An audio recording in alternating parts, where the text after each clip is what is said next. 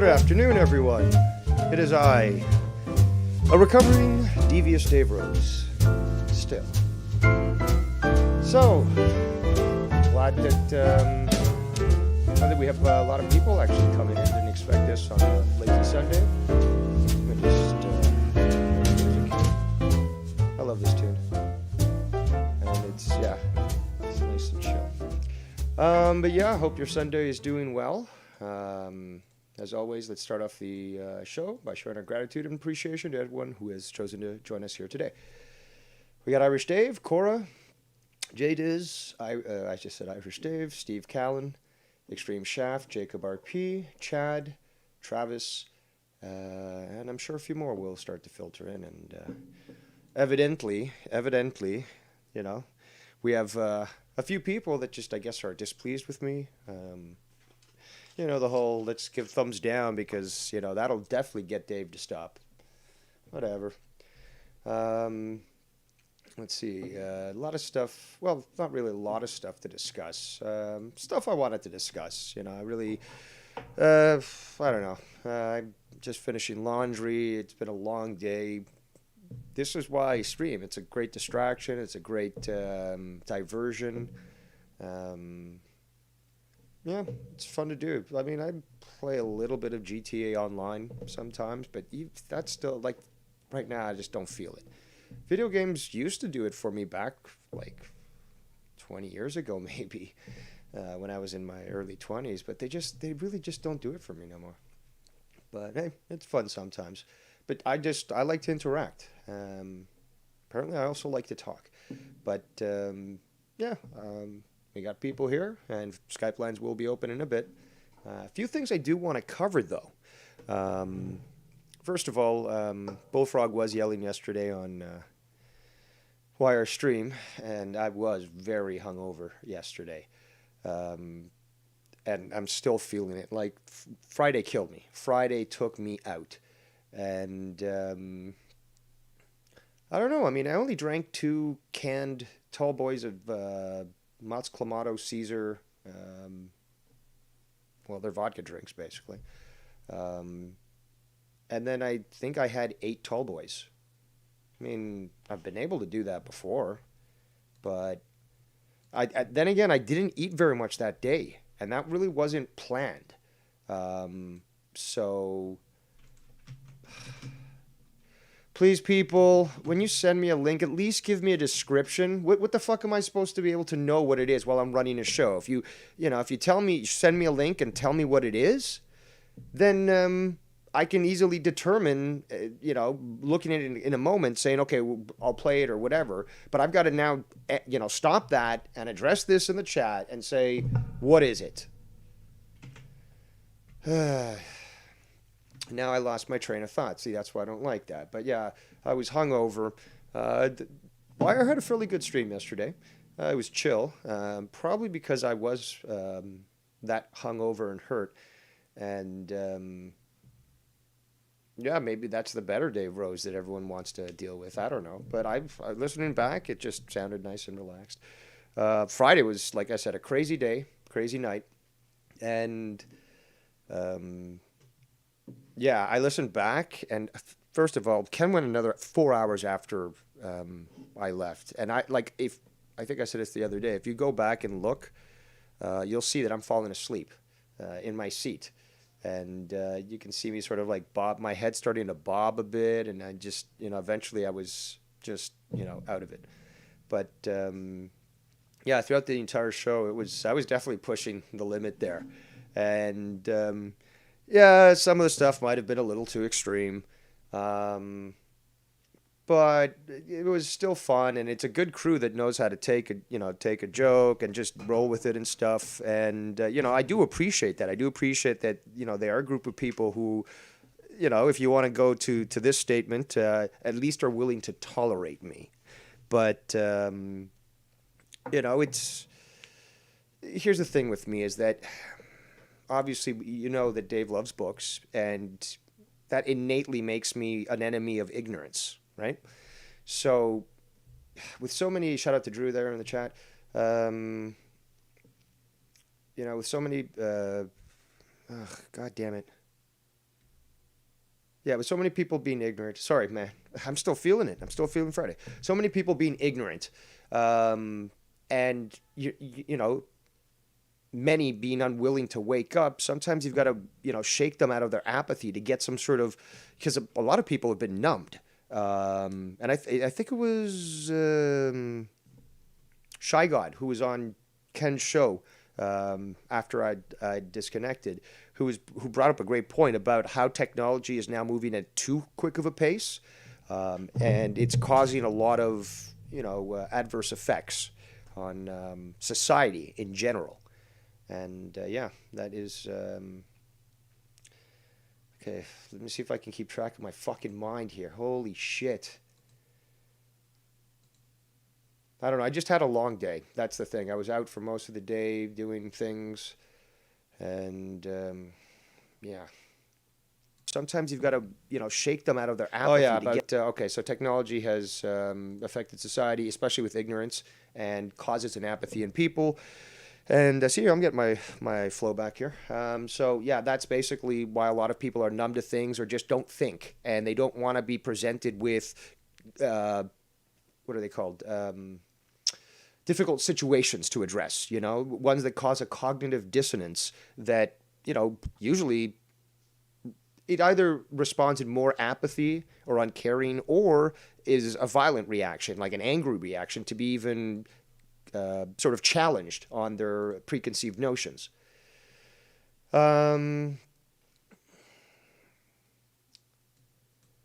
Yes, that's the next thing I'm moving to, YR, so please, can you stop? Anywho, this is actually what I was going to get to. Before I do, actually, I just got harassed again criminally by Bullfrog, so let's see what he says. Where the hell did that message go? There it is. Can you look at my papers after your show?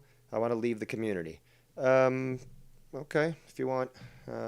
Probably it's just that one page that you showed me, but you put it at such an angle that I couldn't even make anything out. But yeah, I mean, an armistice was obviously reached, or I declared one unilaterally. So I'm not even talking about you and stuff. I doubt that you want to leave the community. I mean, technically, there's nothing stopping you leaving the community right now. Like, technically, you could just leave. But regardless, yeah, okay, we'll talk after the show. Here's the thing. Why don't you just take a photo of that one page, but at a better angle, just from the top down, and I can look at it. If you have to take multiple photos, fine. But just get me what's on that page, and, and then it's that. And I don't have to even... I told you, I'm not going to talk about you no more. And you'll go on fucking YR show or whatever, and I'll still not talk about you. And then someone might raise you on Ken's show, and I might chuckle. I might, ignore it, but I still won't try to talk about you. That's the agreement that we came to. And that's, I am a man of my word, and I adhere to that sort of agreement. So, yeah, so why don't you just go ahead and take care of that? I'm sure you're listening, Bullfrog. And I don't think you're banned in the chat anyways. Let me know if you are. I'll unblock you as long as you behave. But I'm sure I saw you the other day. All right, so... apart from that show yesterday, I was eagerly anticipating Foulmouth's Insomniac because I want to thank the crew for tolerating me, and just also tout and stretch my strong arm and use my championship powers to just waltz in on a show like I own it. But yeah, obviously we all know that Ken fell asleep yesterday, and you can't blame him. The guy was up for more than 24 hours, and yeah, he couldn't get awakened, and that's perfectly fine. He deserved a night off, and tonight he is going live with and publicly with No Hard Feelings. So that's going to be publicly available for everyone. At least that's the last I saw of it on the stream or on the subscription list. But most importantly, and I guess this is what some of you tuned in for, I didn't actually even consider covering this, but when it crosses the desk of Dave Rose, it does have to at least be examined. Well, apparently JB went back to shout out to Real Talk there in the chat there. The Real Talk Metaphor Messiah. Sorry, Real Talk, the Metaphor Messiah. So yeah, JB made his triumphant return. Hello, Eric James Alpha. There you go. Enjoy. And thank you for the votes. So yeah, JB, Justin Bailey, the great Justin Bailey, apparently was on whatever show Joe had it last night. I guess it was like a makeup for Monetize This or something, or I don't know. So there's that. And hey, cool. I heard the show wasn't very good, but I was sent clips actually about a few things because there's a few jabs sent, my way and a few other people's way, and some of those people actually are hoping to address them. And where better than here on the Devious Dave Rose channel, where drama lives. And yes, that is a very gay saying. Or lame, I would say. So now I was homophobic, and now I'm ableist, because you can't even say lame anymore. You can't even say lame. I heard a radio commercial the other day about that. It's like, it was just ridiculous. I'm not even going to get into that shit. All right, so let's get to these fucking clips. Play these fucking clips. All right. This is from last night. Let's take a listen. Sure. Yeah, so you're not okay. So you like black people. Yeah, so like Paul is like Dave Rose if he didn't want black people to die. Jimmy wasn't black. He was a wife beater. He was I love black people. I love Asian people. I love white people. That's where we differ. See, there you go. I just hate pedophiles like you do. That's it. Oh, Christ. Well, it's okay. Listen, Paul is clearly too liberal for my liking. The good thing is we can't smell you on the show because you're in your own place right now in Discord work. So like you can. Okay, so I hate the blacks. No, sorry. Correction. I want the blacks to die. That's what, the joke is, I guess. Regardless, you could have made a funnier joke. I don't know. I think there's funnier ways to, to do that sort of thing. Hold on a second here. There's a few other jokes here that are a little questionable. Tell you what, Paul, when you can be a part of something that people are actually entertained by for once, then you can have the remember when. Bro, you know what? I have it going on with my band right now. I got the same. We're having a great time, Paul. You're ruining stuff. Hey, I did a remember when the other day. I listened to Jake fight with Jake DeMarco the other day. JB and Jake DeMarco fight on Corrupted, whatever it was. And I was dying. Did you ever listen to that? No, hey Joe, why don't you just go on vacation with your family? Like, what do they think? Aren't they disgusted? Aren't they miserable? Like, have you ever been on a vacation? Have you ever done anything? What do you write? Like, are you writing lines down all week and now you're just going down them? Joe, take your family to the beach. Yeah, let me tell you. I'll tell you where I'm going on Sunday so you can swap. So this guy's the new Dave Rose. Also, I don't think he really said that, but there's that equivalency being thrown around by people. But regardless, now he's referring to swatting. Let's listen to a few slip the jabs here. Little Joeys, as I call them. Swat me there, you stupid idiot. I want you to plan a vacation for your family, okay? You might be a little happier. You might not be suicidal. Why don't you plan some original material? What are you talking about? I haven't fucking ripped this from anybody like you. All fucking stinks. saying these. My joke would have been, why don't you plan a trip to the euthanasia clinic? That's what Dave Rose would have said there. Hey, to each their own, I guess. Fucking 300-year-old fucking jokes on here. Shut up. You're not funny. They hold up better than anything Paul said tonight. You suck. You fucking suck. You're washed up. You suck. It's all remember when. Nothing's new. Washed up. Jesus. As if we were ever like amazing. Change the show. It's not monetizing this. It's fucking remember we did all right. when. Fuck you. All right. We did. The cruise. I don't know what time. No, this looks like it was fairly early into the show. They sound somewhat subdued. Did all right. The fucking glory days. Hey, Paul, do me a favor. Start your own channel. Let's see how you do. Bro, I got my own thing going on. Not on. You're YouTube. very entertaining. I've actually seen it, JB. This is actually pretty amazing, bro. The way he leads these 5-year-olds into his bedroom is I've never seen anything like it. Like I've seen a lot of things. What, you were looking for tips there, Joe? All right, so there's that. Always the upstanding gentleman with the very classy jokes. My music last week. You played my music you last finger week. babies. You finger babies. You know I'm legit. It makes you angry that I'm legit. Where's that next one? You think why we? the fuck are we? Why are you here then? If it's such a you don't like it, that's fine. What do you think you're doing? Sounds like Jesse's riding that white dragon. Doing us a favor? Yeah, Paul, you got to turn off the fucking rose cuntiness after like a few minutes. Like you can't just. That is kind of funny though. I think that's funny. If you listen back to Friday, yes, that is I can't deny it. It's factually there for you people to see it. Or listen, obviously. Well, you did. Was I on camera? No, I was on camera till the end. But no, you definitely heard it. So I can't really argue that.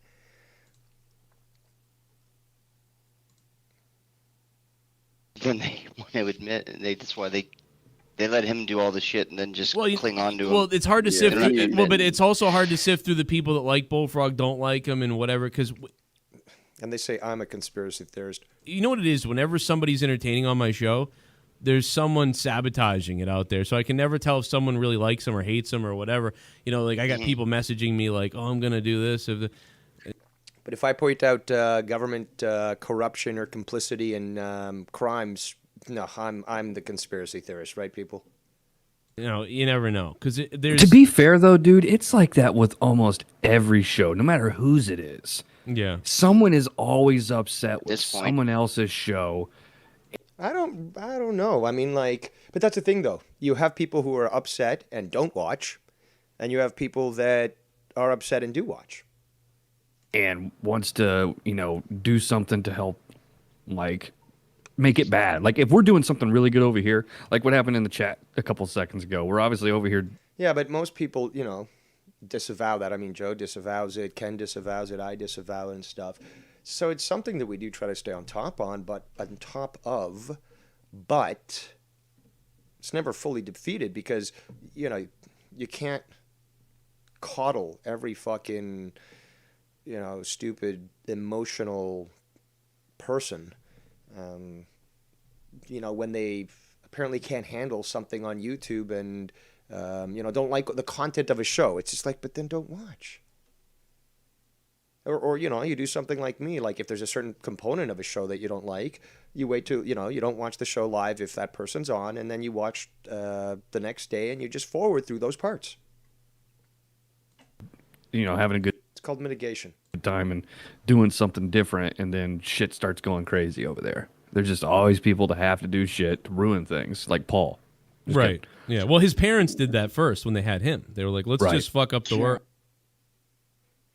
Interesting. Also, forgot to add the nice little banner at the bottom with the donations. Thank you again for those that have chosen to donate to me.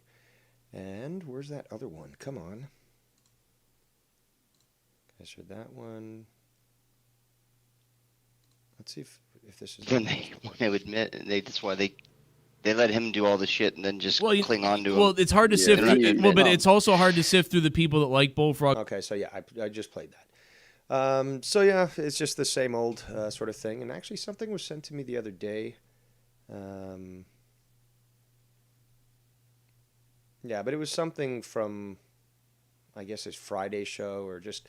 some more little jabs here and there, and it's just sad that we're not. I don't know. I can't get into his mind to think why, but that's just a portion of that. Now I do have to see this one last one.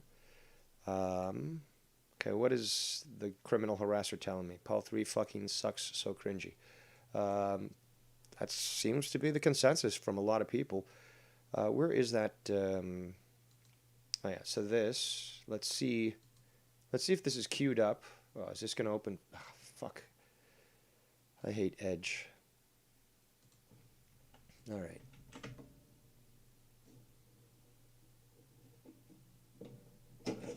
Oh, okay, so let's see what else, or if this is what I just played. Hey, trolls won't stop calling me, and I didn't message him back. But then the other day, he said, I'm quitting YouTube altogether.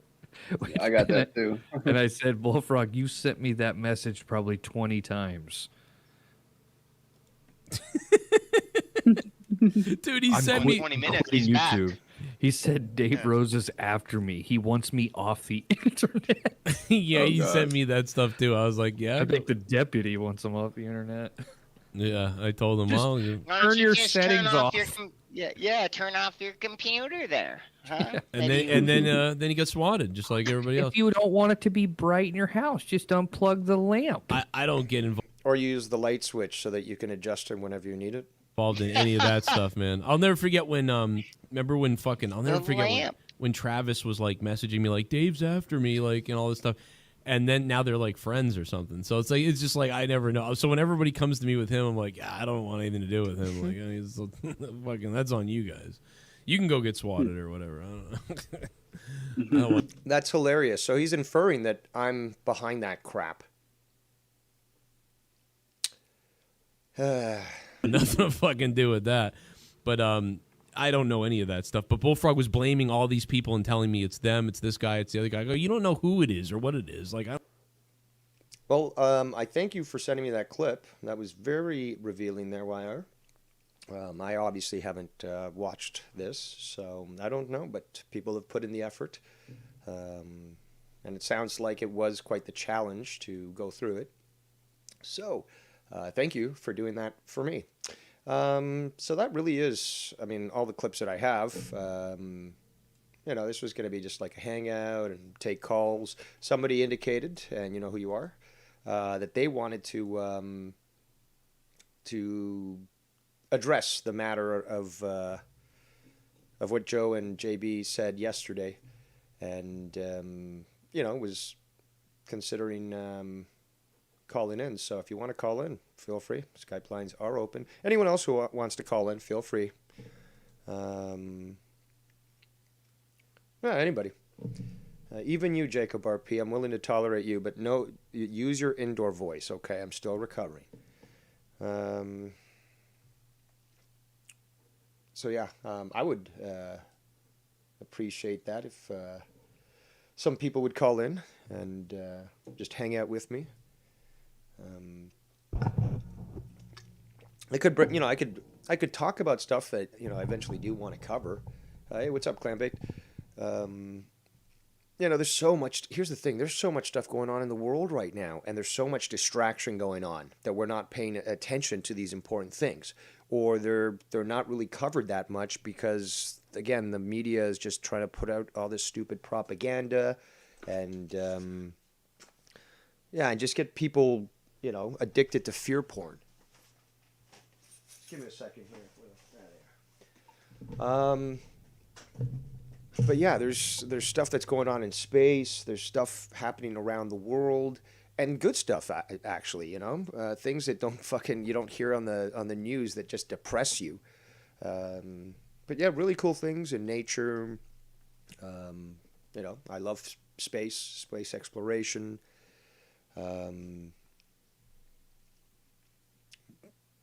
There's some interesting things in science as well. Development of new technologies. New techniques and stuff that are being used for building.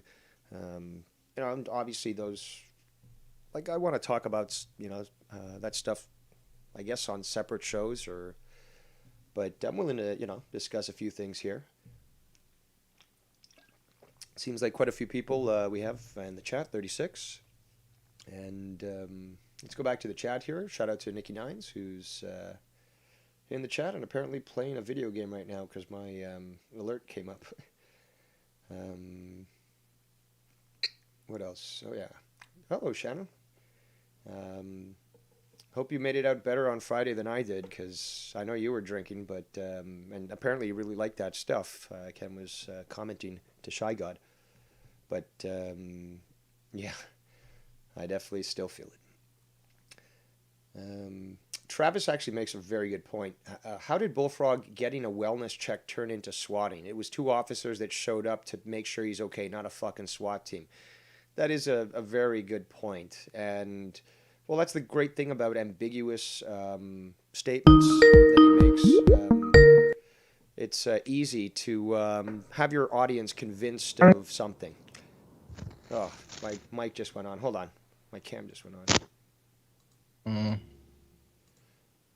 I tell it to default, and it just doesn't. How about now? There we go. All right. You need to do a drama diner on your fucking your mic. But it used to be so good. It used to be so good. It worked so perfectly in Windows 7.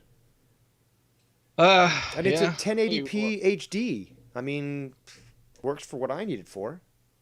I don't need 4K. You know what's funny? Shit. Like, I've used pretty much every iteration of Windows, and they've all kind of been what they are, but I've never had any issues with any of them. Like, remember the one that was supposed to be really shitty was what? Windows Vista? Yes. Like, a lot of people complained about. I never had a single issue with it. Like, if there was anyone that I didn't care for, it was probably Windows 8. Yes, that was bad.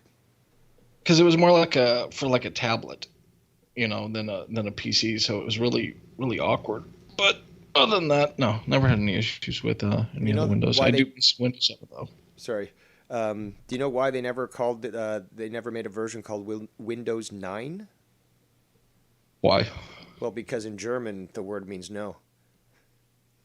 Oh, okay, yeah, 9. Oh, geez, how's your Sunday going? Dude, I took like the nap of naps. Like, I don't know about you, but have you ever just sat there and out of nowhere you get hit by this fucking wave of tired ass? Or it's just, it overcomes your body and you're just like, what the fuck's going on? And you just pass the fuck out. It's fucking crazy. Yeah. So yeah, that's what I did. I got hit by a wave of tired ass, and now I'm just waking up and listening to you, and I heard you talking about a little shit, and yeah, saw me fucking sneaking on a video game, trying to find some shit to play. Dude, there's just nothing to play anymore. Like, you're talking about stuff to talk about. Like, Jesus Christ, dude. Like, here's something I was thinking about, and I was talking with a friend about this. Like, when's the last time you've heard of, like, a new groundbreaking video game? That's true. There hasn't really been anything for at least a decade, right? Well, that I could think of, because every time a new game comes out that's worth playing, it's either a whole new genre or it's a game that perfects upon a genre. Like, the last big game that came out that I want to say really took over was probably fucking Fortnite. Yeah. Like, I can't think of because it was just Minecraft. What about Minecraft? Well, yeah, Minecraft. That was its own genre. That was a long time ago. Or fucking League of Legends, and they're all these brand new genre games that either come up with something or perfect upon it. It's just, I was thinking about how shitty like the gaming market is nowadays, because I was playing Call of Duty Warzone, and it's just Call of Duty, and I think it's an Activision game. And if you play it, it's like any of those Activision or fucking EA games. Like I don't know about you, but I've never liked playing like sports video games. It depends. I mean, like, I've had fun playing them, but like, is it my go-to? No. It's like if I'm at somebody's house and it's just like, oh, you want to play this? Sure, we can play for a bit. I don't know. I liked football on the Nintendo. Well, yeah, back in the day, fucking, Tecmo football was the shit. Tecmo Bowl, that was the shit. But like, I fucking hate Madden, and I love watching football, but I fucking hate playing shit like Madden. And people that play that shit are like basketball video games. I'm like, Jesus Christ, you're like fucking mouth breathers, or breathers, fucking brain. Yeah. But it's just, I don't know, man. Like, I wish there was a good game company out there coming out with anything in the future that's remotely interesting. And the only thing for me as a fucking nerd coming out that whatsoever looks interesting is the next Elder Scrolls series. Whatever one that'll be. Sorry, I just have to reply to a message here. But yeah, you've actually raised a point that many other people have been saying as well.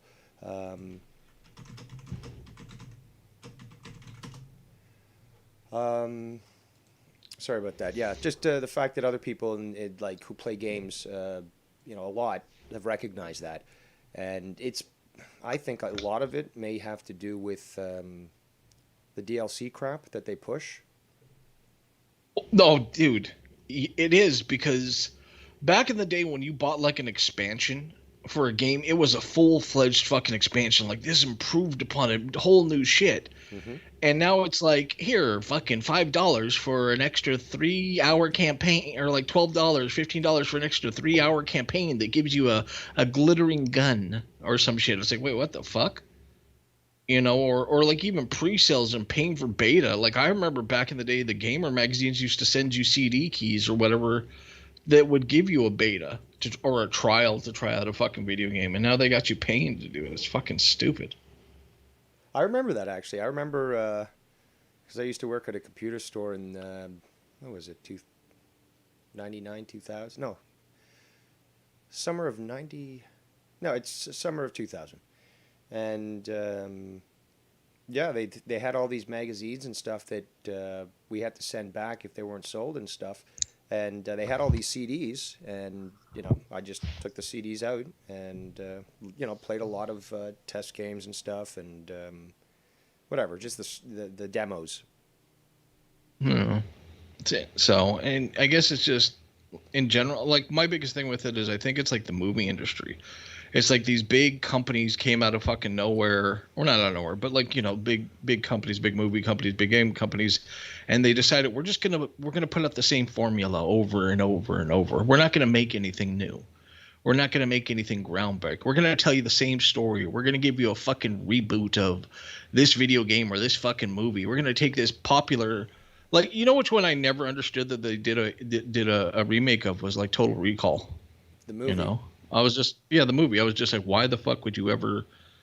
Because it was fucking terrible. I heard that was filmed in Toronto, actually. Was it? Yeah, I think it has Jessica Biel in it. Does it? Yeah, she is she's such a beautiful woman. Oh, she is. And that one Corey guy or whatever, I forgot what his name is. Colin Farrell. Colin Farrell. I wanted to say Corey Feldman for some reason. I don't know. Fucking branched across wired. That movie would have looked quite different if he starred. Yeah, a bit fucking different.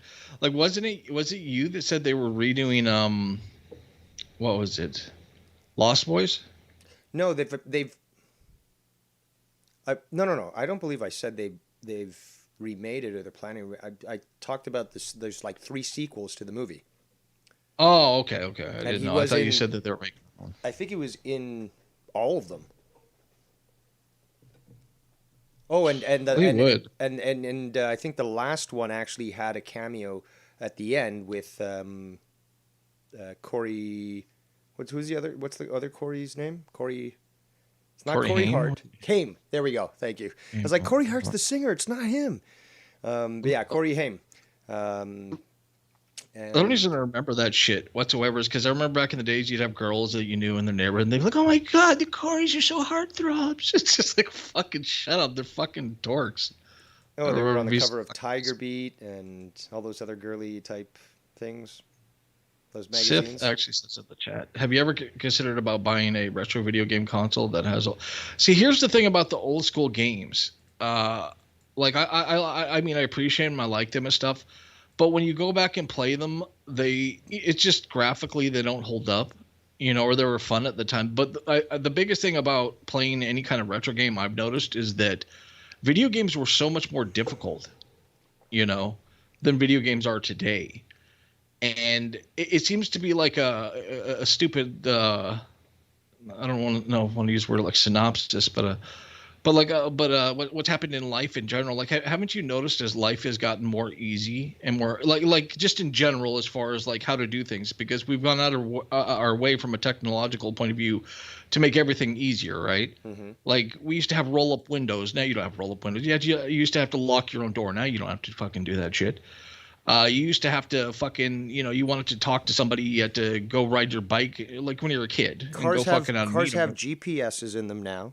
Cars have, I believe since 2000, I don't know, 2017, I think, all cars in Canada that are made have to have a rear-facing camera, you know, a backup camera. Yeah. I believe that is now forced upon. First of all, I don't want that shit. That's an extra piece of technology that's going to fail.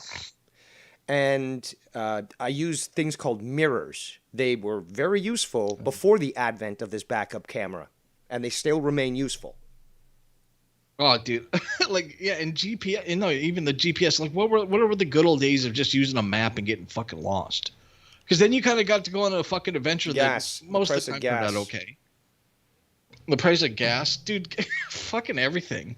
Like inflation is fucking blown my mind at how much it's gone up because there's this weird. You know how you best the way I like to do it. It's one way of, I don't know, keeping myself from killing myself. Hey, Joe Cronin. But no, just I look at butter, milk, and steak. Those are my basic indicators for how bad shit's fucked up. The price of steaks, like how much they've increased over the last month, it's stupid insane, and the butter too. The butter and the milk is, again, it's one of, and we have a cartel up here. We should be getting good fucking cuts of this shit. Yeah. Dude, I used to drink milk like a motherfucker. Like, I always love my milk. It's great for your macros and shit like that. But then I moved here, and it was like, wow, I'm not paying. Like, I think back before I moved up here in Vegas, milk was like maybe $1.50 a gallon, like 4 liters. Mm-hmm. In the States, and when I moved up here, it's like fucking $5 a gallon. I'm like, what? I'm like, is this magical milk? I can't drink milk. It revolts me. I can put it in. I can use it for cooking. It's just drinking it alone it causes me to gag. Now I'm told that this is because of its pasteurization. Because again, from what I'm told, if you drink raw milk, if you literally just milk a cow and take that, chill that milk for a bit, and you drink that, that's the shit. That is what milk is supposed to taste like. And I've never had that opportunity. And I certainly don't want to go to one of the, I'd rather go to an organic farm where I can ensure that, they're feeding properly on grass and not fucking grains or some other shit that's gonna, like, again, yeah, you're making them bigger and hardier, but the cows weren't made to fucking eat corn. Oh, dude.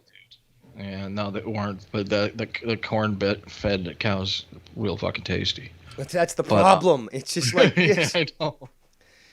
But then again, like, we can't get so bogged down either to lose focus and stuff. Is that we are basically destined to have a limited lifespan. We were destined to have a much longer lifespan and much better immunity. But in the end, that is a certainty. A certainty is, dissolution, death, whatever. And are we to what extent do we go? Do we cut every pleasure out of our lives? Do we cut everything that we know? Like, do we just stop going out for walks because a car might jump the curb and kill us? Yeah, but that's because this shit's we're in a weird fear culture that we've been stuck in for a long time because of the media presence. Like, I was thinking about this because, like, I remember being a fucking kid and having to walk to school, and and I'm like fucking like 6 or 7, and I'm walking like it was like 2 miles. Which isn't really far, but in today's day and age, most parents won't let their kids walk a few fucking blocks. They're terrified about that, and it has to be a technological thing, because I've always firmly believed the more technologically advanced we've become, the less we have focused on things that matter, like the family, the less we've focused on our community, because we're so integrated online. Like people don't make friends like used to, right? Like, have you ever noticed fucking like, you ever gone to a store and you see like a fucking teenager, somewhere in their early 20s, and they're like not bagging the groceries, but they're behind the register, and they can barely talk to you. Like, they have no concept of how to have a conversation because they're too busy looking at their fucking phones all the time. It's insane. Or to figure out what change they owe you. Yeah. Or it's like, if you pay like, I'd rather, like, whatever, like, you give them an extra loony or two so that all you get back is just like a quarter or something, and they're like, what? Huh? Do you understand how this works? I'm just trying to, whatever. Well, that's everything. Like, like in general, because another, and this is going to sound, I guess, preachy, is I believe, like, as America and Canada has become less religious, that people don't know how to make friends as much anymore, because when you think about life, like, where do most people make their friends through life? It's usually from school, from work, and then from church. and people don't really go to church anymore, so you don't have that sense of community where you'll meet people that are like-minded, or like, regardless if you believe in, a person believes in God or not, or whatever. I mean, it was always kind of a place where people that generally care about you or care about a well-being of everyone to some extent kind of get together, unless it's like the Westboro Baptist Church, and then you're just out there yelling crazy shit. Speaking of crazy shit, hi Wire. Quickly, I'm in and out, Rose, but I've come in to call you out on your bullshit Okay, about, all right, don't get mad at me, about the cow's pure milk tasting good and stuff. It needs to be, number one, checked for any type of diseases and stuff. It can't come out of the, that's why it goes through all that process and stuff, processing. Just like water, you know what I'm saying? You can't just drink rainwater or water out of the ocean. It has to be processed. Fucking dildo. No shit, you can't just drink water out of the fucking ocean. Please tell me you're joking, YR. No, but Rose, you said... Okay, so hold on. First of all, let's talk about the water stuff first. Do you know what an aquifer is? No, I understand all that, but then the basics of things. I don't think you do, but... I don't need a purification course. I'm just saying the basics. Where do you think water comes from, other than the sea? I mean, rain. Naturally. Okay, and can you drink rain? But I'm saying you're like, hey. So why I compared that is because you said if you drink milk out of the udder, you heard that's the bee's knees. That's the good stuff. Correct. That's what you said, right? That is what I've been told. I don't like, again, the milk that you're, prescribing, doctor, the carton stuff, because you guys don't get it in bags. That apparently is just great to drink like that, according to you. But the taste itself, I find revolting. Now, wait a minute. Who drinks liquids out of a bag? Unless it's a catheter. Canadians. You motherfucking piece of shit. Why are you trying lately, dude? No, we're going to have to cover that on Smug Canadians, show them the actual stylized, or specialized, I should say, dispenser for the bagged milk, and show them how easy it is to use and how much Americans are savages for not adopting such a great process. True. It's like if you went bowling and used 12 bowling ball or however many bowling balls instead of pins, and use the pin as the ball. I've obviously never done Canadian bowling, which is the superior bowling, by the way. 5-pin. Is it 5-pin? Yeah, 5-pin was actually created in Canada. I believe we covered it on a show. It was in Toronto, I believe. We did, yeah. Because they wanted a game that could go quick, because people wanted to play it and drink while on their lunch break. So Canadian invented that, and apparently it's big in Massachusetts, of all places. Wow. Real bright. Well, I'm looking forward to Fire tonight. Nikki Nines, Ken. And, Fire, you fucking moron. NHF. Sorry. NHF. Tonight, I did throw up a couple clips on my channel if y'all need to use those. Some big stuff on Cronin last night. Well, I appreciate you sending me that clip, and hey, if you end up posting more or send me the clips, I mean, that last one was a juicy one. So if you send me stuff like that, I will cover it, because the thing is, though, I don't know how long this show was, but man, I've got enough challenge trying to keep up with Ken after I go offline and he, goes on this massive stream and stuff. So I don't want to sit through what probably I wouldn't enjoy, if you know what I'm saying.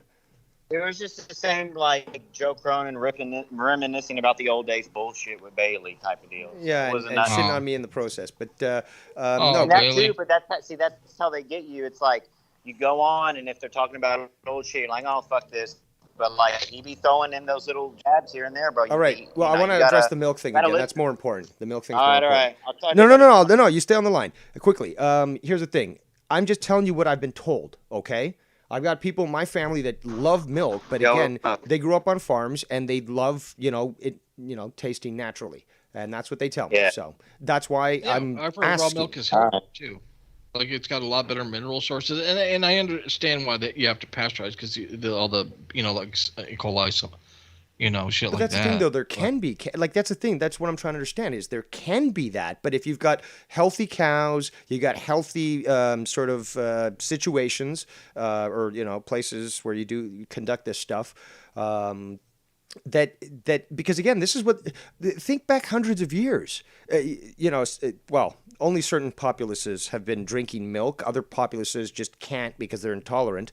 Native Americans, for example, have a built-in intolerance and so forth. But it was mostly like Europe. And that's the thing, though. Back in the day, YR, they were drinking fresh milk. So how is that bad in the sense that like they lived through it, they got accustomed to it, and they got wow. I don't know, like I'm just trying to understand because have you tried raw milk at all, or have you ever heard of health food stores or natural food stores like actually trying to sell this stuff, and then the government comes in and tries to steal from them and shut them down and shit? You never heard about that? Where here's the thing though, I only heard of like the almond milk and bullshit. And I don't know that's the only healthy milk I've heard of. No, actually, almond milk is apparently quite bad for you. How do you milk an almond? Almonds don't have titties. It's like the almond water. You know what I'm saying? Yeah, that's just, and I get it. Well, if you're lactose intolerant, you gotta have, I guess, something. But if you're a normal everyday person, you drink that shit. What if you're an infant and you're allergic to milk? No, but see, that's probably because you got way too many vax injections before your immune system could actually adapt itself. That's the biggest reason why kids have peanut allergies. Well, I gotta go. All right, but you can wish in one hand and shit in the other, Joe. But at the end of the day, JB will be on the good side over here soon. That must be a Texas saying. All right, man. Thanks for calling in and giving us that point, and thank you again for that clip. But that must be a Texas saying. You can wish with one hand and shit in the other. Or you can't. Texans have a lot of things like that. They have like, I felt like a long-tailed cat in a warehouse of rocking chairs. It's just it's a Southern thing. If it wasn't for the fact they opened their doors to illegal immigration, and it went back to being a red state, that would be one of the places I'd consider fleeing to. Not in Florida, but Florida, they're still up to some very shitty shit. And Broward County, that's a place where a lot of shootings have gone down and a lot of questionable things that are connected back to government sources. I'm not going to say the word because then I'll probably get shadow banned. But going back to what you were saying about the video games, I don't know if you wanted to go back to what you were talking about. A lot of stuff, obviously. I don't know if you want. Yeah. The video games, yeah, man. I wish there was something new because I'm one of those guys that I grew up with the video games. My first fucking video game system was a fucking Atari and then a fucking ColecoVision. Nice. So you are old school. Yeah. So it's just and there were. I mean, I get it that everything's online now and everyone's so fucking locked away from everything. Especially because, COVID and that too. But that's bullshit, man. This is a big gripe I have about fucking games today, is that A, you sometimes don't even get a physical copy, and B, you have to be online. You have to. And what if, okay, first of all, what if maybe I work out at some camp in Alberta and I'm out in the middle of nowhere where I, need some entertainment when I've got time off. I used to be able to, I still have my original Xbox, and I used to do that when I worked out in the middle of nowhere in fucking Ontario and stuff. The internet connection there was barely enough to fucking keep that company fucking on the internet. And, the nearest towns, I don't know, 20 kilometers away or something or more. And it's just like, well, I want to fucking play some old school video games and stuff. And, this is the perfect option, especially with the ones that come with hard drives and stuff. Well, I modded mine, but nowadays it's ridiculous. Sorry, I'll be right back. I need a battery. I need a Band-Aid. I just cut my hand. Okay. Well, careful there, Ronan. I don't know. When it comes to like that kind of stuff. I remember it was the Xbox. I don't remember if it was. I think it was the Xbox 360 or was the Xbox One that had some kind of issue where they were causing it where it always had to be online, and there was some kind of shit where there was it had to have what was it, the Kinect or some video camera that was always hooked up to work. I heard they patched it out later, but it was really fucking creepy. Oh shit. Okay. Sorry, I'm bleeding all over the place. Those are all right, dude. Well, I guess I sharpened my scissors, to the necessary sharpness. That's a good thing. Apparently, you sharpen your shit. I've never sharpened scissors in my life. Sometimes the grinder isn't getting the job done. But hey, just comes with the territory. Sorry, but what were you saying about you get like so? What was your response basically about my gripe about needing online and when you're out in when you don't have access or here in Ontario it's also I guess a big thing to have an older console at some point at a cottage, right? So so on a rainy day where you can't do shit and you don't want to go out to town to go watch a movie because everyone's going to be there. You stay home and you fucking play some video games. I was talking about the Xbox One, which when it first came out, there was like issues where it always had to be connected to the internet or some shit, and it had like this camera that was connected with it that was always on the Xbox One. That was after the 360, right? Yeah, that was after the 360. The last console I bought was a second Xbox original around that time as well. Because I wanted them both modded, and then I had, at that point I was still living, with my folks, and I had one in one TV area, and I had one in another, and if I had friends over, we could play through the network. Well, console is fucking dead to me anyway.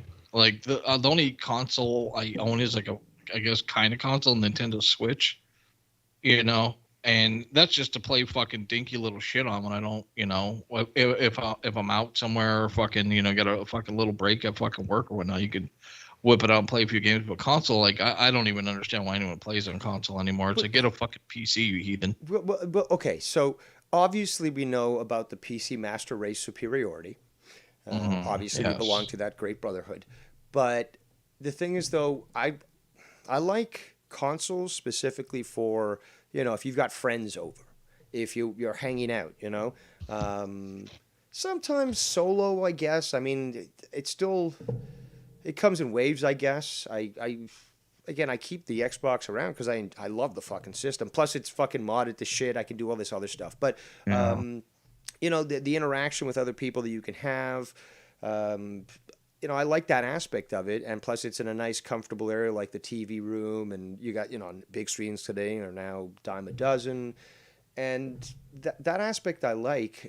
But if I'm playing like a first-player shooter or, whatever, the computer, obviously is the better platform.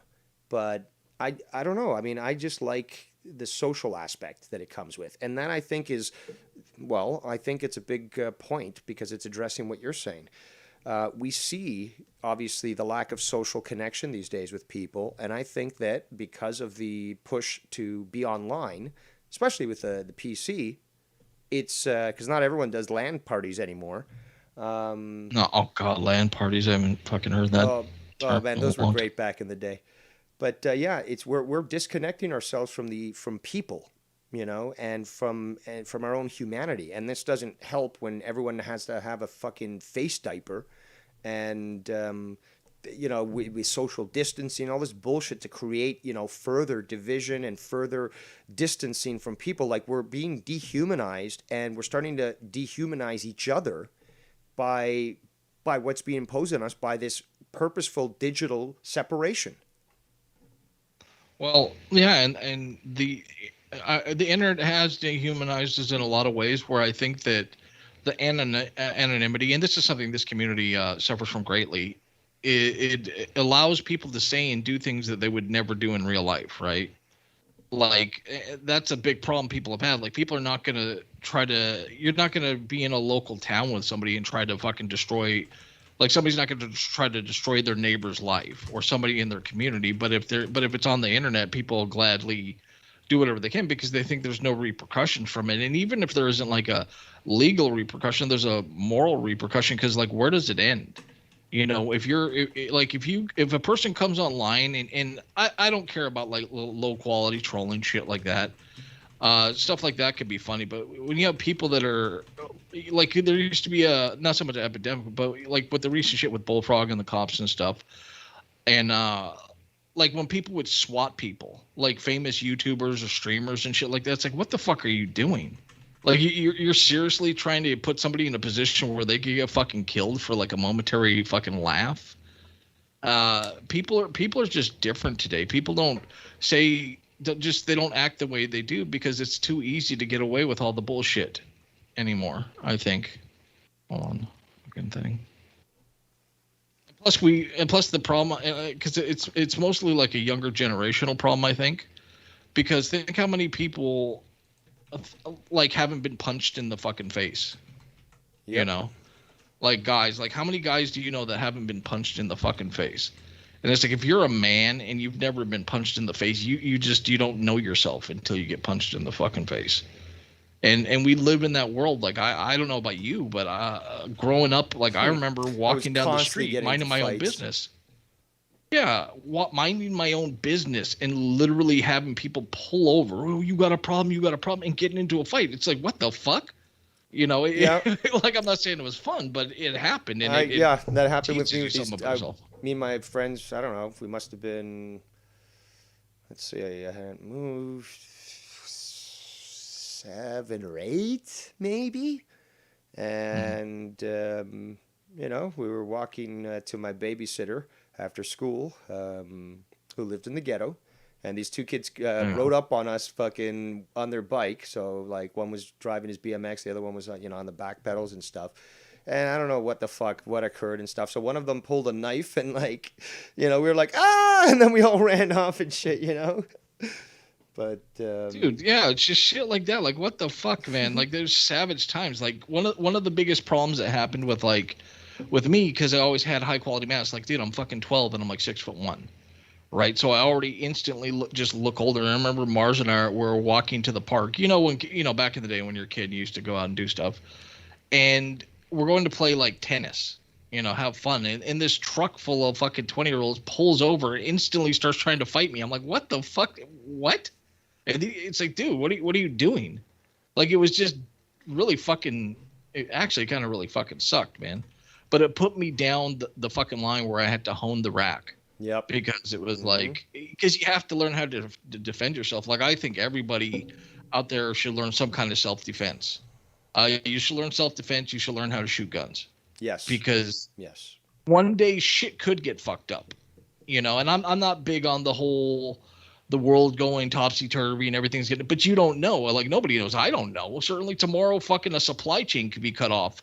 And we're in this position where you have to fucking fight and defend yourself, or woke culture can finally fucking start the war of, oh, if you don't have white guilt, you're fucked, you know, and it'll be a fucking bunch of limp-wristed fucking, you know, college students trying to lead this war, and you're gonna have to know how to fucking defend yourself and your property and your fucking family, dude. Like, well, that's the thing, though.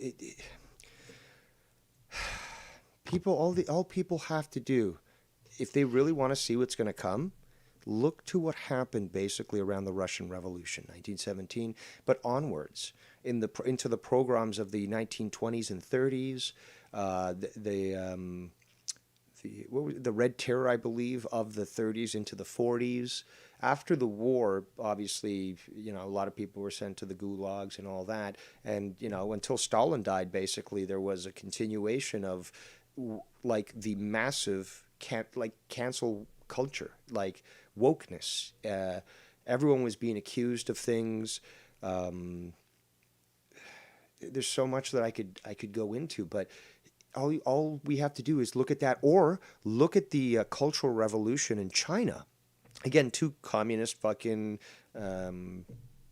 sort of countries or ideals.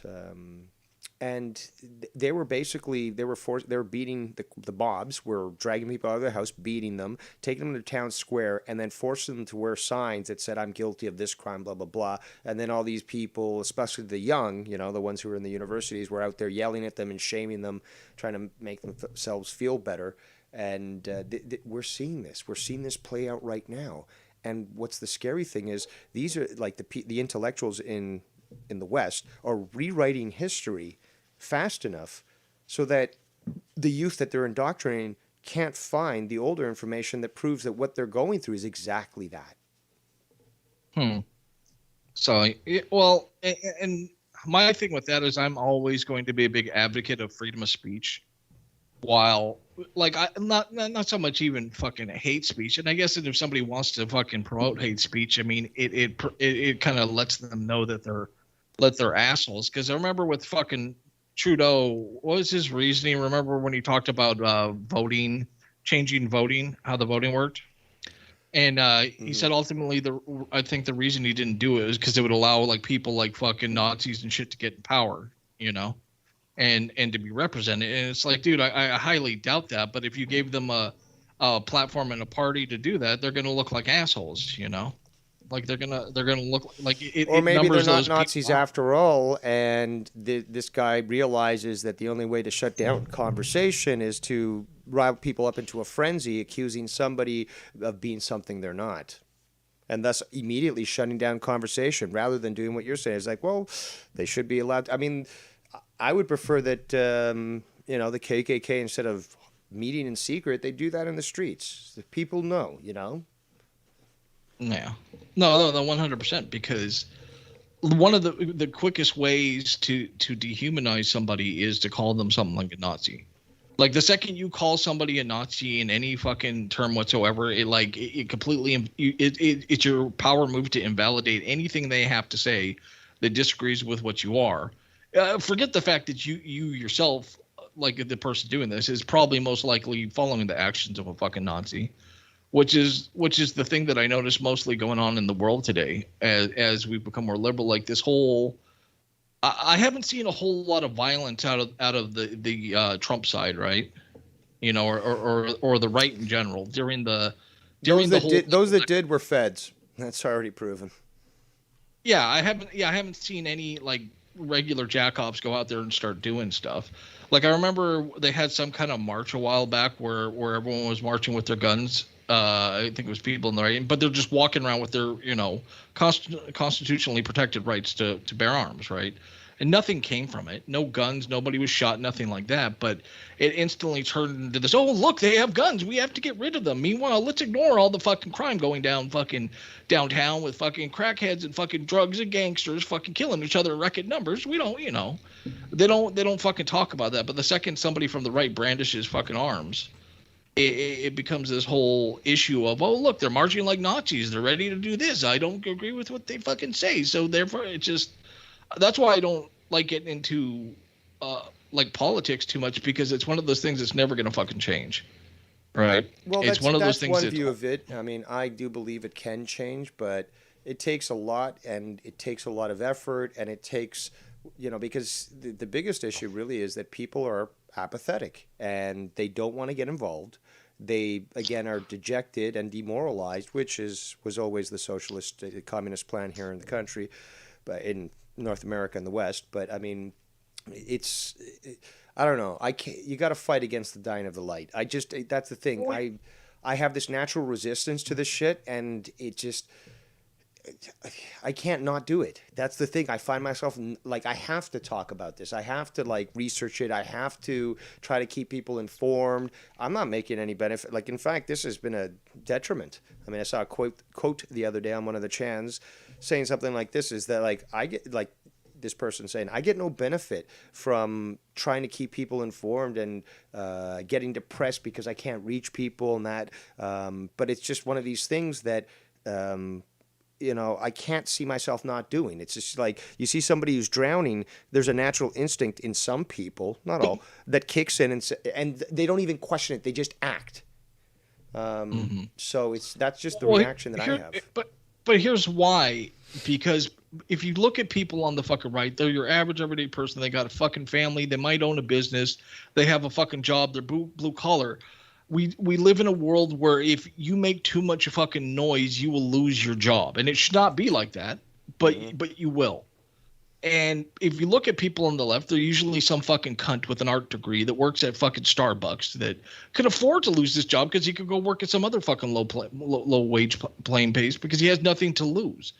And he's gonna. They don't care because they know there's gonna be no repercussion for them. I actually got a friend from my other community. I would love to bring her. He won't come here because he's how toxic it could be. But you would like him. Like he spends his time trying to blackpill everybody. What, the Serbian? No, not Al. No, different dude completely. Really good fucking dude. He's a guitar maker. Oh, but he's trying to blackpill everyone, eh? He's one of those. Because he's just. And well, I'll take black, red, and white pills, no problem any day. So just I'll let my body figure out how to deal with them. But hey, yeah, I'd love to hear from this guy. Well, and the thing with him is he's tried to make a podcast and he talks about all this shit like you, but he's like next level with it, where he's going really into it. Very articulate, very well spoken, but he suffers from the problem of this is your average everyday person doesn't want to pay attention because they want to just live their fucking life like normally. Because if you sit there and go down this rabbit hole, you're gonna fucking be screaming in the streets, like you should be. It hasn't happened to me yet. I mean. No, not you, but I'm saying people in general. If people collectively came together and witnessed, holy shit, we're being fucked. Holy shit, look at inflation. Holy shit, look at the fucking elite putting their foot down. We're conforming to all these things. Like even the fucking vaccine. Like I'm not gonna ever sit here and I'll never argue like this. Like why oh, the vaccine does this, that, and the other. My argument will always be you are doing what your government says because you want to without any news, any fucking knowledge whatsoever. You're obeying your fucking government and you're questioning you don't question authority. You have to question authority, and this is why we can never give up our fucking guns. Because look at fucking Australia. Years ago, they gave up their guns like laughing, stupid American. Yep. Now look at you, stupid motherfuckers. You are under fucking draconian law. You're fucking locked down, and you are fucked. You cannot give up your guns. And then people want to give the argument of, oh, the government could fucking destroy you. Oh, they got all this fucking technology. They couldn't do shit to fucking people in little huts in Afghanistan. What the fuck are they going to do to fucking Americans? Yeah. And those troops would not fire on Americans. They would have a conscience and realize, hey, these are my fucking people. Well, you know what? The thing is, though, that's a big reason why Obama did, and what's his name? Biden now continues trying to do a purge on the military. They're getting rid of those. They're getting rid of those people. There's a lot of military coming out doing TikToks and saying, oh, there's this one lesbian that came out and she's like, oh, you know what martial law is? It means that I can come and shoot you. And it's just like, these are the type of people that they want in the military, because they're not going to question the oath that they're taking, which is supposed to be to the Constitution of America. And they're obviously trying to conduct this. So let's assume that, yes, there may be elements in the military, or let's say even if the entire military goes anti-American, they will not be able to win a guerrilla war. They won't. They will not be able to. The public will go against them anyways. That's just how it's going to work. Even if the entire military was behind some sort of draconian statement like that, first of all, the people that resist would be considered heroes by people, in other parts of the country. And you just can't fight a guerrilla war in America against Americans who are armed to the teeth, rightfully so, because why? Unlike the rest of the fucking world, they were smart enough to realize government tyranny can lead to bad things. So it's an unwinnable fucking, and you know what? That might even open if the military goes full out and goes against the people. There could be a good chance that you're going to have either the UN or other coalitions of countries more than willing to actually invade America to supposedly save the people from their government and stuff. It would also open up the opportunity for, say, the Chinese to do that under that guise, or the UN backed by the Chinese or the Russians to do the exact same thing. I'm done. Well, of course they want people divided, but what they don't realize, and maybe they do realize, is because they're afraid. Because at the end of the day, the people are what they have the power. Look at the Arab Spring. You know how the Arab Spring started? It started because they were passing all kinds of weird laws, I think, for outdoor vendors or something. And there was a guy that was a fruit vendor, and they said, "Yo, you don't have the certificates or some bullshit you need." And they pushed over his shit and destroyed it. And this destroyed this guy's livelihood. And he lost his shit and went to some fucking, I think, government building and lit himself on fire. Oh, shit. You know? And that enraged people so fucking much that they were like, fuck this. We're throwing over the government. We're done with this shit. Like, they have to be afraid of that shit. And maybe they're not so much because we dumb ourselves down with all the fucking shit we process on the fucking internet, all the fucking garbage food we eat, all the stuff, how big Kim Kardashian's ass has fucking gotten. We don't focus on the things that fucking matter. But here's the reality, people. You are being fucked every single fucking day. There is no black and fucking white. There is no fucking this left versus right. It is the fucking rich and it's everyone else. I fully believe that. No, hold on. Rich is not wealthy, and neither of those are elite. Okay, there are people who have generational wealth in the trillions. These people have never had to do anything in their lives. They conduct themselves in such a way that they can literally get away with murder, and money talks. And they don't even get touched. They're part of these families. Obviously, Rothschilds are well known, Rockefellers, Bronfmans here in Canada. By the way, a Bronfman, I can't remember her name, was connected with the Nexium human trafficking action, whatever it was, operation, where they were making a cult and keeping people prisoner and all that. So, similar to Scientology. And they got charged and they're going to jail for some time, and obviously it connects to all these elite families. But that's the thing, though. Somebody who's rich or even wealthy, like say the guy who sells the pillows, Mike Lindell. Yeah, he's wealthy. He's got billions of dollars, but he's not fucking Rothschild wealthy. He's not Rothschild elite, you know. These people, but they employ so many people, and when they get fucked with, like, oh, this guy's a racist because he supports Donald Trump. It's like, well, let the people decide on that, and then his business goes through the roof to the point where he's, got stock shortages and shit. See, even that, like when I say that, I mean like that old power, that old money, fucking rich. Because like when you look at all the tax laws they want to pass, because I heard there's tax laws that they're looking at passing, and they're getting people that make $400,000 plus a year. I'm not talking about your fucking doctors, your fucking dentists. Those guys they're well off, but they're not fucking rich. These aren't fucking multi-billionaire corporations that don't pay any fucking taxes whatsoever. I'm talking about people like fucking Gates.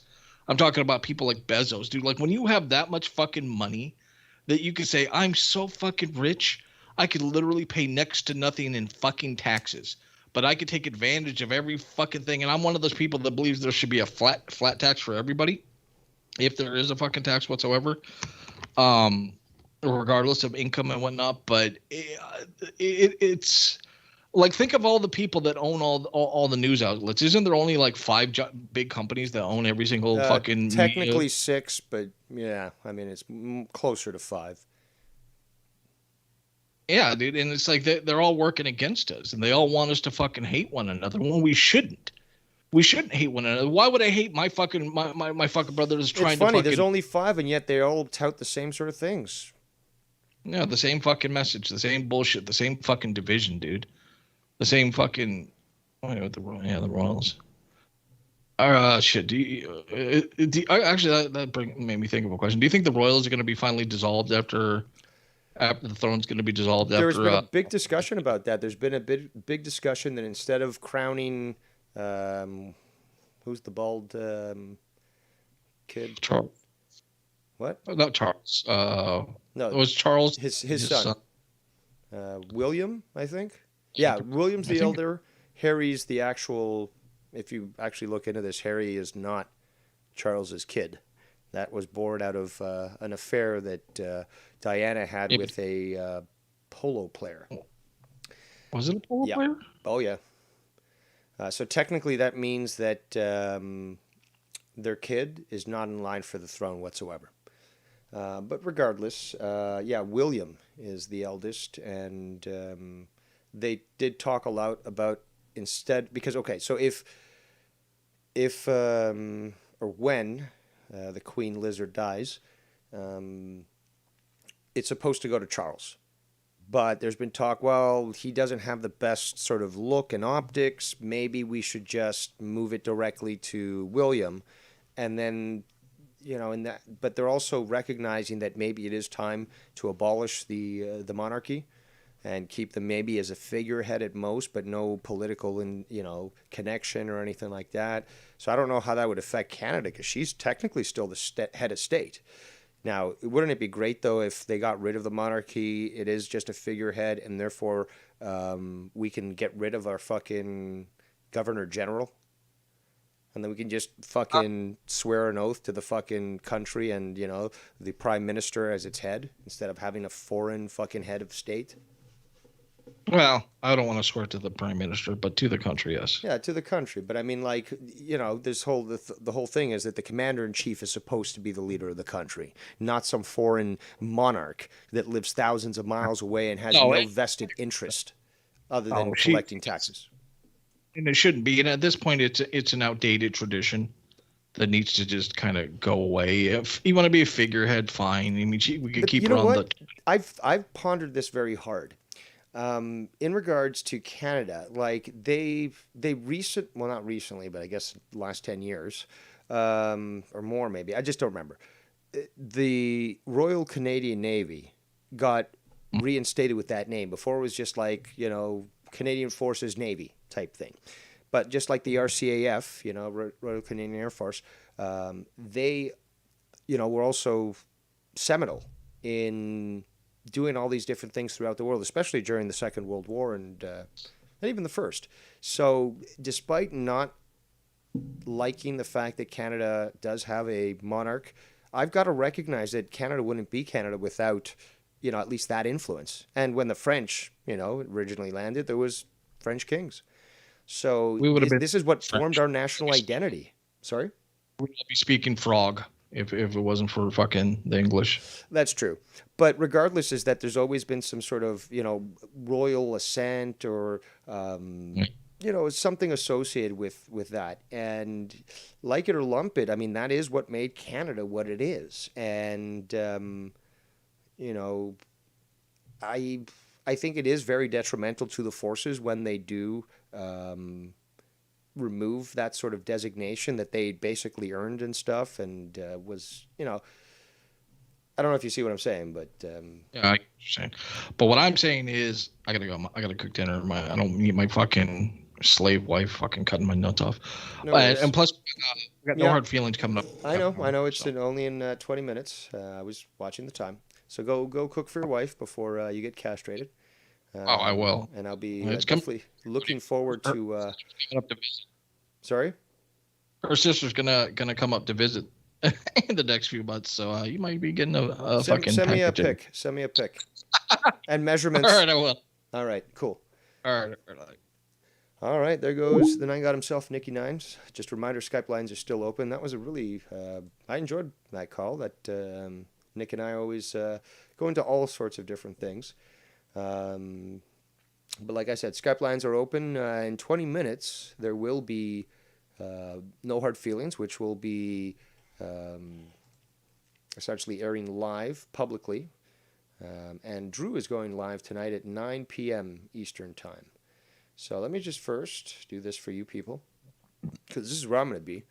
And I don't know. I'm still recovering, but and I still have to make dinner. But maybe I'll flex my strong arm and force my way onto that show or something. But I always love, listening to No Hard Feelings, and hope Mars is doing well, and I hope, we'll see him back on No Hard Feelings. So again, even with Insomniac, I don't really need to, strong arm it and stuff. I like to sit back, and especially those days where Mello isn't there, I like to enjoy the show live and interact with people, and you know, yeah, just enjoy a nice Saturday night and have some fun and laugh. But, oh, sorry. No, hold on. Apparently now it's 40 minutes. Hold on. Bam says, okay, so I saw 7. So it's 6:40 right now. Well, 6:39. Let's say 6:40. That's 20 minutes from now, dude. Am I mean, has somebody seen a different video here? Because, okay, let me click on the video. What does it say? 20 minutes and 26 seconds. You crazy? Are you crazy, man? There's E-Rock in the chat. It always brightens my day to see Dave go live. Well, thank you. We've been talking for over an hour here, all different sorts of topics, and Skype lines are open for anyone that wishes to call in. We're being chill. We covered a bit of the drama. I'm always willing to do that. Oh, apparently Bam said it was a joke. Well, unfortunately, tone and inflection are very difficult to detect with text, which I'm sure, well, in fact, I know because I've participated in that, is that it leads to a lot of miscommunication. But, yeah, I want to talk, actually, Sif mentioned this earlier. I don't know if he's still listening, but you talked the fact that you have an original Xbox that's been modded with a 1 terabyte drive, and you have all these arcade games on there and all the games from the original Xbox. And I did comment slightly, but I wanted to address a little bit more. Hold on. Travis says, I always get a little pain in my left ventricle when Dave is live. Is that like a sixth sense warning, or is that only, when you have to, force yourself to watch me?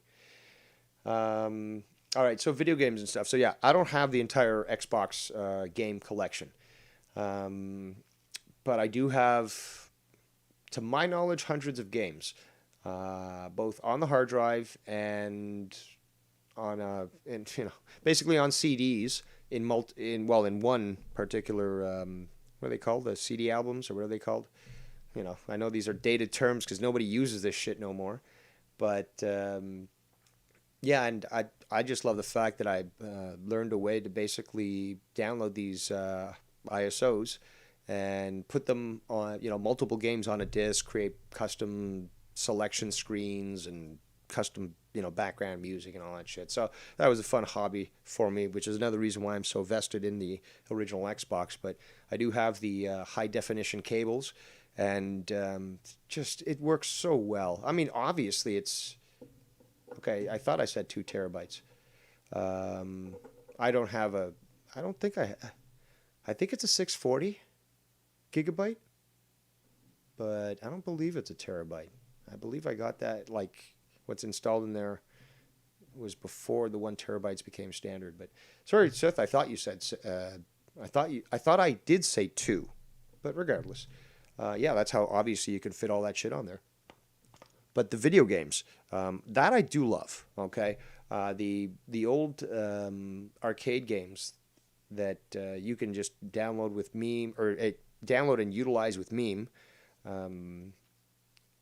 Just some of them really work well on the console, like with the Xbox, for example. And it's just so fun for me to reminisce about old games and stuff. E-Rock says, what games do you play, Dave? That's the thing, though. I haven't played in, I don't know, like on the console. You know what's funny is there's still games that I've never played. There's still games that I have, that I own, that I download, that I burned onto disc or put on the hard drive. Never played. Because there's so fucking many. But, I mean, I love Burnout. Personally, I love the Burnout series because it's just so much fun to just try to smash shit up and, like, try to get as much points for that. There's a Batman game. I can't remember what it was, but you basically have access to Batman, Robin, Nightwing, and Batgirl, and the cooperative mode's fucking amazing. And there's unlocks and all this other stuff. It's a really good game. What was that other one? Fuck. Actually, you know what? I have some of the BK games. I don't know if anyone ever noticed that, but back in, obviously the 2000s, BK had or Burger King had a promotion where you buy a meal and you get a free game and shit. And yeah, I got a couple of those. Those are fucking great. Travis says, if I ask Dave his favorite game, he's going to say Pong. Oh, no. No, actually, no. Travis says, Dave, would you have a favorite game? Let's just keep out the super old ones. Sorry, whippersnapper. Travis also says, Dave, I play GTA Online too. Well, then why don't you add me, man? Look me up on fucking Epic. It's D like Dave, V like Victorious, and then S like Sierra. Funny, DVS. 2021. Find me there. I'm always down for fucking doing some heists on GTA Online and stuff. Because it's just, finding randos on the game, just hard. And, some of them like to fuck up things and stuff. But favorite game for what platform, though? I mean, I love arcade games. I absolutely adore. I grew up in arcades. I love Raston, for example. Golden Axe. Fuck. Love that game. Even old school ones like Centipede, Galaga. I like Galaxian. I've played Hogan's Alley in the arcade. Super Mario. The first Goonies game, not the one that went to directly to NES, but the one that was on the Versus. I can't remember the system, but it's a Nintendo system, but sometimes they had multiple games on these sort of arcade cabinets and stuff. It's like a sit down one. And the Goonies, if Casey was here, he'd fucking scold me on this and he'd school me. Because he knows that game, he reviewed a bit of that. That's a fucking awesome game. Let's see here. E-Rock says, I loved Red Dead Redemption 2. That's the thing, that I've never played that game. I've seen the graphics and stuff. Looks good. Sith Negan says, I love old arcade beat 'em ups. Double Dragon, yep, I like that. Final Fight, yes. Final Fight was such a great... And the thing is, the Final Fight was better in the arcade than on the console because they fucked it up and it was garbage. X-Men with the double screen and the 8 players, that was the shit.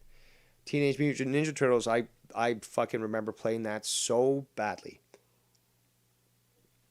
at Chuck E. Cheese. And my pants were sagging because of the amount of quarters that I had. And I was just like, I'm here to fucking play to the end. So I just kept fucking putting it in. And yeah, people came in and out and stuff. But I think it was there with my brother. But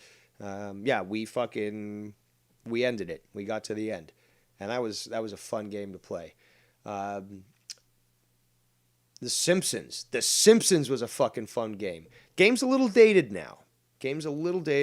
Graphics were very, very second season-ish. But still a fun game. Inspector Todd says, Final Fight is the greatest beat-em-up game ever made. I don't know. Street Fighter does compete with that very well. But Final Fight was just such a fucking good game. I think it was SNK. But it was incredible. And I don't know if it predates Street Fighter 2, to be honest. Also, the first Street Fighter, the actual Street Fighter, not, Street Fighter 2, that wasn't the best game. Really lacked. Okay, so let me go back to the comments here from Travis. Dave, I always play in solo public lobbies. I don't even risk actual public lobbies. I don't get it. And also, I don't understand how to change lobbies. I'm clueless about this shit. Inspector Todd also shouts out a great game, Narc. That was a fucking great game. And particularly bloody, considering the time and so forth. Because that's when they're giving out, like, oh, winners don't do drugs. Like, this game is about somebody who's going out to kill drug dealers. And it's just fucking bloody as hell. Oh, so Final Fight is Capcom. But,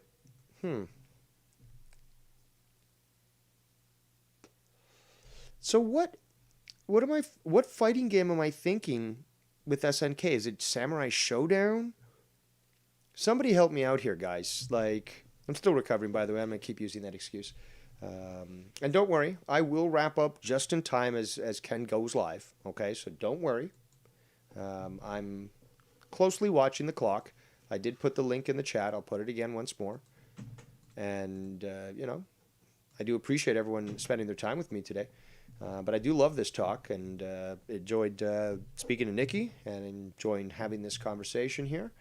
Inspector Todd says, fun fact, the team that made Final Fight created Street Fighter 2 as their next game. Ah, so it did precede it. Travis says, Dave, there's a trick in GTA where you can get a solo public lobby and not have to deal with any players in it so you can actually get stuff done. Okay, I'll talk to you later about that, and maybe you can point me in the right direction, because I've tried it, and it just didn't make sense to me. It's like, why is this not changing? What am I doing wrong? So, Jerford the Third says, Double Dragon 2, that was a very good game. Bad Dudes. You know what game I love? Pang. P-A-N-G. I don't know if you ever played it, but it's let me get the right definition, because this is a particular type of game. Oh yeah, that's right. The real name is Pang. In some places in North America, because I played the game that said Pang. It's Buster Brothers. Let's see here. It's made by Capcom, another fucking killer game. I'm trying to figure out how they explain it. Well, they don't really, they don't have a specific definition here, but in the game, players must finish a round-the-world quest to destroy bouncing balls that are terrorizing several of Earth's landmarks and cities. The fight to save Earth begins on Mount Fuji, and, it's a side-scrolling back-and-forth type thing, and you get to shoot these different sort of hooks and stuff, harpoons, and all this stuff to shoot these balls and stuff. I love the game. It's so simple. It's so fun. It's addictive. It's like Bubble Bobble almost. I don't know if you guys played that. I used to play that a lot in high school and stuff. And that was a great game. Let me get back to the chat here. So SNK fighting games were Fatal. Thank you. So 2 FFs, yeah. Fatal Fury, Samurai Showdown. So I got one right, and I got one wrong, obviously. And King of Fighters. Thank you. And that's the thing, though. If I ever won the lottery or something, one of my frivolous purchases, because I've always wanted this. And initially I thought about building it myself, and I could. But at this point now, the technology has just gotten so cheap, and it's just become so more convenient that you can basically order your own MAME cabinet. And I don't like the 1-Up arcade, which is, it's made for kids. It's too small. I want a proper sized cabinet. Metal Slug, baby. Fuck yeah. Oh my God, was that? That's another game. That was next to the Bubble Bobble that I used to play. That was the pizzeria I used to hang out, waiting for shit to happen with my friends or to meet up with them and stuff, and then we go be stupid. But yes, Metal Slug. Now I lost the train of thought of what other game I was just referring to. Let me just quickly check there. You get to shoot these different sort of hooks and stuff. It's addictive. Games were fun. And that's the thing, though, about building it myself. And I could. Oh, the MAME cabinet. Yes, absolutely. That would be one of my... Because I was all about to fucking build that shit. And obviously shit came up. But, I downloaded the plans. I even, created the joystick layout and all that stuff. And it's just cheaper now to buy one. And... yeah, like that would be one of my frivolous purchases with a lottery win, is to get an arcade cabinet that I could put into to the basement and convert that into sort of like a diner style feel, bar thing, and have that in a cocktail arcade machine, because I love those too, man. That also brings back my memories so much. And have custom games on there, and custom MAME and all these arcade games on there and stuff. But that would be so fucking cool. But one other thing that I would very much love to do, because I was so scarred by it, would be to somehow commission somebody to create for me a proper Super Nintendo.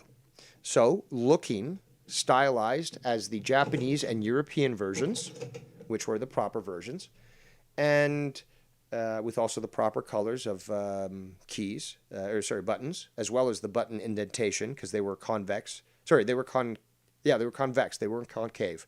You had the two concaves on the North American, and angles that you could fucking cut your face on. So I would basically commission that, but with the ability to both to be able to insert both American and Japanese, and overseas cartridges. But yeah, that would be a frivolous purchase of mine, because if you were big into the Super Nintendo and you ever had access to the Japanese Super Famicom, you know that that's the fucking superior product. And obviously, if the rest of the world got that design and North America got this disgusting angular, monstrosity, it was made for a Walmart American audience. And I guess I'm still sour after all these years, 30 plus years, still sour about this stuff, Dave. But, they insulted me, because I had friends that, many friends from Hong Kong whose families would bring back these great consoles. And I got to experience what, the Famicom was, what the Super Famicom was. And, the disc drives and stuff, the stuff that we didn't get here in North America. Absolutely, Travis. Nobody does video games like the Japanese. But, yeah, I got to see that stuff. And then it's coming out next year in North America. And then what am I fucking presented with? Like a fucking neon, nightmare. And yes, I guess somewhat ironic that I am showing the, synthwave style neon monstrosity here. But I think there's a big difference. And plus, it's the angles. It's just the curvature of the...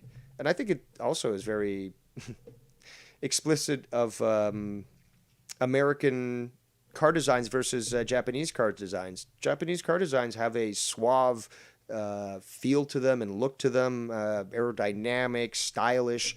And I guess at that point you saw the big difference, where American cars were much more angular and quite different. So I'm watching the time, people. I'm watching the time. 3 minutes. Now, we know that this, Ken doesn't always go, right on time. But I am anticipating that he is. So I'm watching the time here. Okay. It's not like you can have two tabs open ready for the show to start. But I'm actually very much enjoying this. I've been wanting to do this. Is another thing I've been wanting to do for a while, is that I want to have a nice long conversation with Casey is Raw, and go through what Sixth Negan and I are, and others are talking about, is what was your favorite arcade games? Which consoles did you like best? Let's talk a little bit about how, the development of it went, or, Inspector Todd just gave fun facts and stuff. I would love to do that. And specifically consoles. Again, I owned an Atari VCS, or 2600 as is known today. But I don't know. And that's the thing, though. They reissued it later as the 2600. I had the VCS. And man, I did love that console, but I played back games that I used to play back then, and wow, they did not age well. And I guess it just speaks a lot for my imagination back then, because the game definitely looked a lot better. Multiple games, obviously, but it was fun. It was revolutionary. It was unique. And I love, talking about, these sorts of things that impacted not just video games, but culture and such. Oh, let us welcome the lovely Cora. Hello. I just wanted to say, hope you have a great rest of your weekend, and I'm excited about being on Drew's show tonight. And 9 o'clock. It's been a nice weekend. Well, I'm glad to hear that, and I do appreciate the kind words. Yeah. I've been working in the background, and I'm taking a break, and it's been a nice thing to listen to. Well, thank you. Thank you. I know it's not my usual drama stuff, and it is a lazy Sunday, but, you know, I wanted to hang out, and I think we got some good discussions out, and, you know, covered a lot of different topics, and shown those out there that, no, we don't have to be delving always into the drama. And, of course, I did review a few things because Dave has to do that stuff. But other than that, I'm enjoying talking arcades. Yeah, the Metal Slug is on my classic Wii. Before the Wii store closed, I bought a bunch of arcade games and put it on there. And I love the music in it. That was a stupid move on their behalf, by the way, closing that thing. I know. Yeah. They were just trying to get people to get the new consoles up, but there's some diehards who love their classic Wiis, like myself. And there's nerds like me that are making their own games and basically making them available free on the internet and stuff. And you can get new games for you know, for your Wii and stuff. You can get new games for your if you still have a Nintendo. I would actually love to find out about that because I didn't get everything I wanted before. It's called Home Brew. So one word, Home Brew.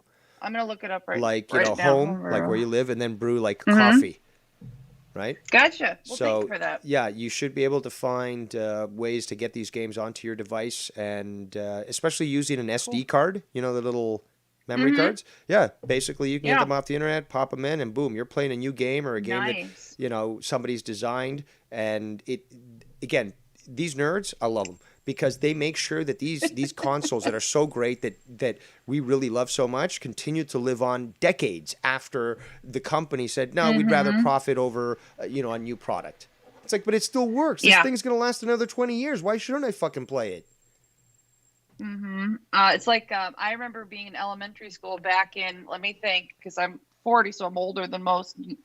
Back in 1993 or 94, playing Oregon Trail on Apple computers. Yes, yes. That's another thing I wanted to talk about. It was literally there was one computer per 2 grade pod, okay? And every student got 20 minutes to 30 minutes a week to play Oregon Trail, and it was like everybody looked forward to it. There was a calendar in each classroom, and you had your time. I had to do the same thing on the computer. And I vividly remember sitting down at the computer and getting to play it. You know, it was like, yes, you kids don't know how good you have it. We had to schedule time with the fucking computer. Now, I love Oregon Trail, but my favorite was Number Munchers with the Apple II GS in my fucking kindergarten class. Yeah, that was the Number Munchers was. I don't know why I was so obsessed with that. And like again, I probably because of what you're talking about, because you have to schedule time, and you know, it was just like so hard to get to play it. And again, like you know, I never really loved math until I was about 17. But regardless, is that I did. Well, I guess I did, because if I loved Number Munchers, obviously I did. But at some point, I started to really dislike math. And then at 17, it just started to come together. But that's the trick to getting kids interested in intellectual things is by engaging it in a way that's fun. Yes. Whether it's like, you remember Encyclopedia Brown books and Choose Your Own Adventure books? Oh, I love Choose Your Own Adventure. Yes, because it really drew people into reading because you could read the book 3 or 4 different ways just by going back and picking the different choice. And so video games and books like that can really ignite interest in learning in children. So I can see how a video game could have been the precursor to you liking math. Yep. Well, no, it could be, but obviously what you just said is true, is that it really is the teacher that makes or break the person with regards to their love for a subject. So if they can't teach the subject in a way that is engaging, entertaining, and can be understood, then it becomes so abstract. It's like, well, when will I ever use this? Unfortunately, that's the automatic argument that people come up with about, when am I ever going to use trigonometry? Well, that's the thing, though. You may actually do it, and if these motherfuckers made it hard. Career path. Sorry. Depending on your career path, you never know. But that's the thing, though. Even basic trigonometry. Statistics in high school and college, because, sure, statistics courses are a little hard, but when you're looking at data as an adult and you see all these data points and you can actually figure out how they figured it out. It's like, you don't just have to, I don't know. That's where the very levels of math you can take. Now, mind you, I was terrible at algebra, but I love geometry and statistics and things like that. Calculus wasn't very fun. I took trigonometry, calculus, and algebra, and because being in the gifted program, it's required, and those courses were not fun. No, they weren't. But the beautiful part about it was once you got past it, you're like, yes, I got it done. I don't have to take this Yeah, but that's the thing, though. I now look back at, because I've got like this huge book that I still have from high school and stuff, of like, well, I bought it for the purpose of trying to get good marks in calculus, but this thing is massive, like literally at least 4 inches thick. And I go back. We would be able to keep you busy if you had to burn books to stay alive. It would probably keep you warm for a night. The pain, the idea of burning a book is just so. But the thing is, though, like I look back at this stuff now, and I'm just like, wow. First of all, I understand it, and I'm also like, wow. If I had this understanding back then, what could have I accomplished?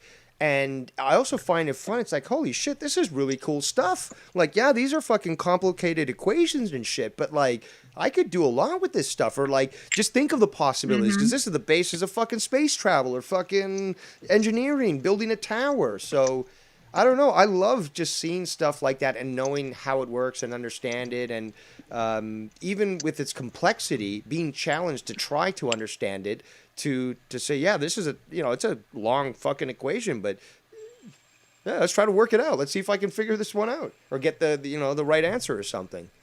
I don't know. I like to challenge myself with that sort of thing. But no, I'm a nerd, apparently. I hear you.